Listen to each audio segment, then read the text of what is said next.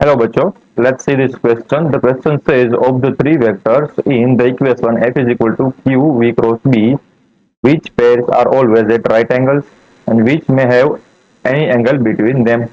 तो हमें बताना है कि जो हमारे पास f is equal to Q V cross B equation है उसमें से कौन से वेक्टर के बीच में राइट एंगल बन रहा है एंड कौन से वेक्टर के बीच में कोई भी एंगल हो सकता है।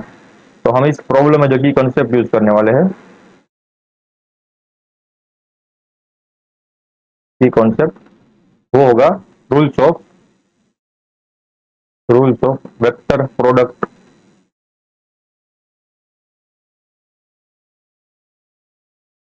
तो हमारे पास मान लो दो वेक्टर है ए एंड बी।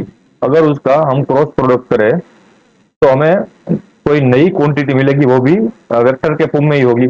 एंड उसकी जो प्रॉपर्टी होगी वो क्या होगी, ये जो नई क्वांटिटी है वो ए से भी परपेंडिकुलर होगी एंड बी से भी परपेंडिकुलर होगी। परपेंडिकुलर मैं यहाँ पर लिख देता हूँ, ए एंड बी वेक्टर दोनों से तीसरी जो ये राशि मिली है यानी कि क्वांटिटी मिली है वो परपेंडिकुलर होगी।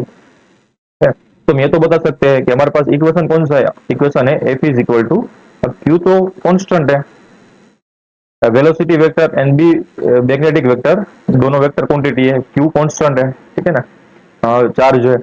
तो हम यहाँ से बता सकते हैं कि जो एफ होगी ये वाली क्वांटिटी वो वी एंड बी दोनों से परपेंडिकुलर होगी इस इक्वेशन से, ठीक है ना। तो हम ग्राफिकली थोड़ा सा रिप्रेजेंट करते हैं, समझ लेते हैं क्या है।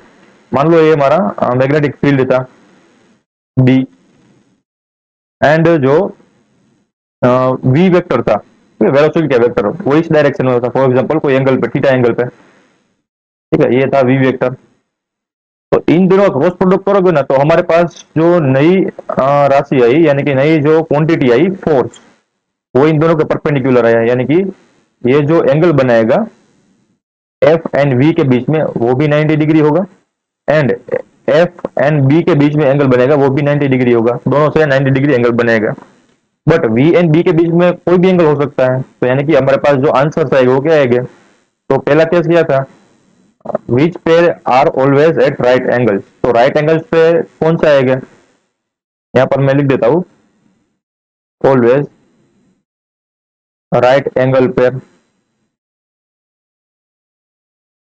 तो वो क्या होगी, एफ एंड वी एंड जो दूसरी पर होगी वो कौन कौन सी होगी, एफ एंड बी, क्योंकि वो ऑलवेज दोनों से राइट एंगल बनाएगा। And might have any angle, ये हमारा दूसरा केस था। तो उस केस में कौन सी वाली पेयर आएगी, तो उस केस में देखो वी एंड बी के बीच में कोई भी एंगल हो सकता है, तो यहाँ पर मैं लिख देता हूँ वेलोसिटी एंड बी, उन दोनों के बीच में कौन सा भी एंगल हो सकता है। तो हमारे आंसर्स निकल के आ गए। I hope you understood it well, best of luck.